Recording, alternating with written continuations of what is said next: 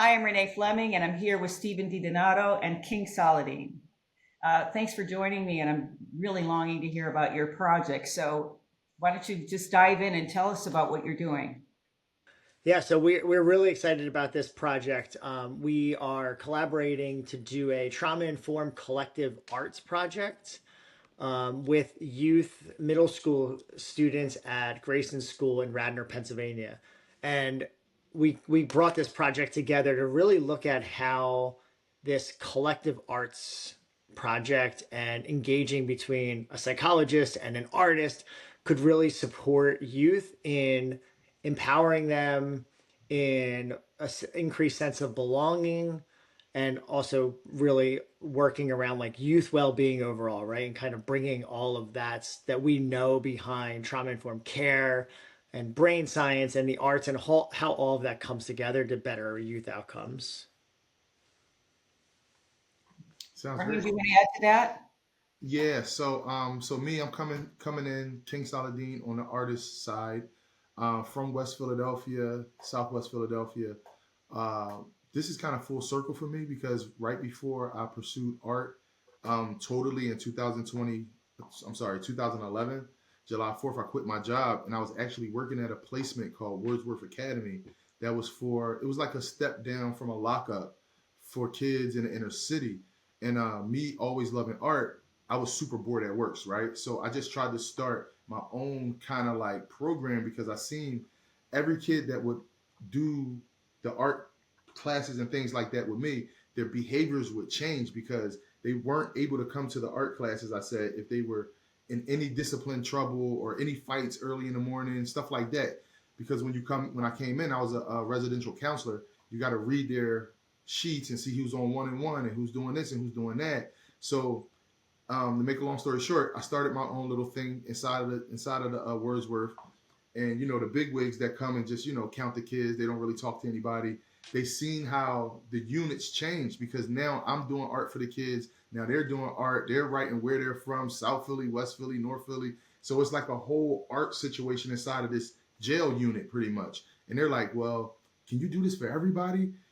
Steve, what's your background and how did you connect with, how did you guys connect? So I spent a good amount of years working in autism, working in residential placements. And then as I continued education, I started to work across Philadelphia in Southwest Philadelphia and South Philly and North Philly, around, working with children and families and communities who have been exposed to high levels and generational trauma. So just really seeing the inner workings of how trauma and adversity has impacted our families. And also throughout those years, developing an appreciation that the talk therapy and the therapies that I was trained in aren't enough, right? They're not enough to really make transformational changes in our communities, and we have to begin to become more creative and thinking outside the box. So I transitioned my career into academia to begin to help to train others and started. I'm not an art therapist, I'm not a play therapist, but started counseling, working within a counseling department and supporting the development of art therapy programming and play therapy programming to enhance outcomes, and just had the privilege to work within the academic setting to begin to make that change, right? To train clinicians.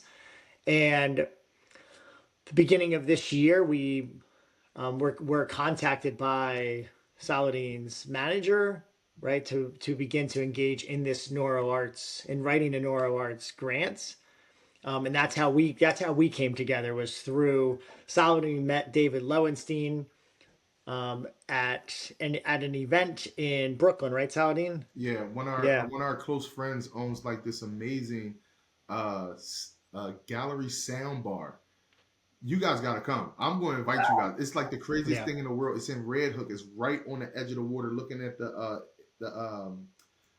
the Statue of Liberty. It's insane. So we were having. I did a collaboration with Listerine. So we did all these amazing Listerine bottles. It was for an amazing cause, and David was there. So we started talking. And he's like, "Yo, I got these amazing opportunities. I think you'll be perfect for it."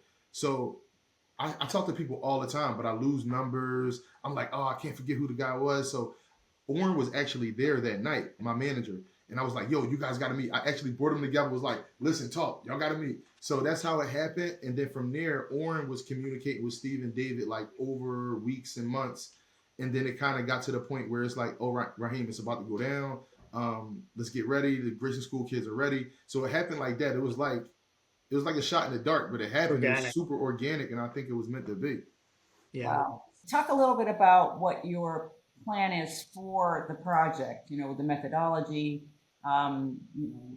just exactly what's the study design, what exactly you plan to do. Yeah, so we believe wholeheartedly that the community should be a part of the development of that methodology, right? So we developed kind of an outline at first, which we knew we wanted Saladin to co-create with the youth an art project, and that would be defined by the youth of what that was, right? And we knew that I, as well as another faculty, Mary Beth Cradle Weitzel, who's a communication design and health communication design faculty at Jefferson, would do some observations, right, to really view the interactions between Saladin and the youth and the in between the youth, and just kind of get the essence of what that looks like, and so we can really define that process and begin to engage in the youth in some interviews about their perspectives and what they went through afterwards. We've also, which is I think is really exciting and unique that this grant has allowed us to do, is we're going to start next week training of 3 high school students who are interested in psychology and other social science college degrees to be part of our research team. And we're going to train them in doing qualitative research. So they're going to be doing observations with me, and they're going to be doing focus groups and helping us with dissemination to become published before they go to college. So good. Oh, wonderful. I can't wait to hear the results of this. So thank you so much. And I really appreciate your time. And I know that we're all excited to see what happens.